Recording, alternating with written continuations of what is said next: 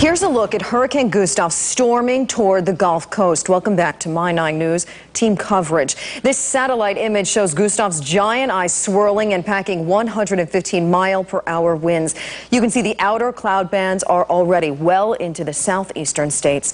It is double trouble for New Orleans is bracing for new hurricane problems, and the nation is trying to reduce Hurricane Gustav's powerful blow by making sure everyone's out of harm's way. Our team coverage continues with Casey Stiegel. He is live in New Orleans. Casey, tell us a little bit about these mandatory evacuations and how they're going.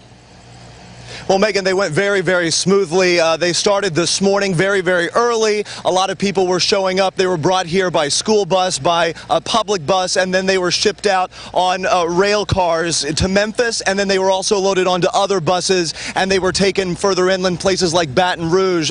Everything went very, very smoothly. Really remarkable, quite if you think about it, considering 3 years ago this was a situation where thousands and thousands of people were stranded for days without food and water. We saw a lot of the folks showing up to the evacuation sites today carrying food and water. They brought stuff with them. They had backpacks. They were very, very well prepared. Listen to these numbers. 1.9 million people evacuated along the Gulf Coast. That is pretty incredible. And the Louisiana State Police are telling us tonight that 90 to 95% of the residents in Louisiana along the Gulf heeded those evacuation warnings, and they are listening. It appears the streets of New Orleans very, very quiet at this point. All of the preparations have been made. Megan, the only thing really left to do is wait until this thing hits tomorrow morning. Casey, I do have a question. If people have decided to stay, are they really just on their own?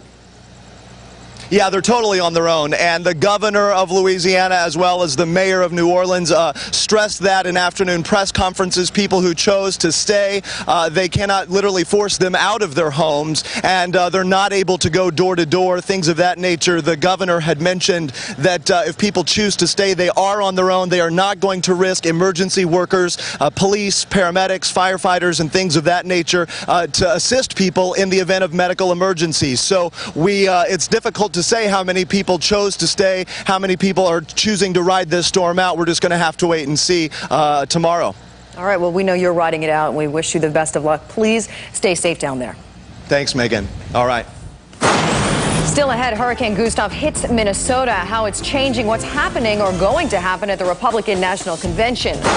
Plus, a mandatory evacuation order in New Orleans will tell you if it will mean hurricane heartbreak again for animal lovers. And I'll show you the strongest part of Hurricane Gustav and what it will mean for where it makes landfall coming up.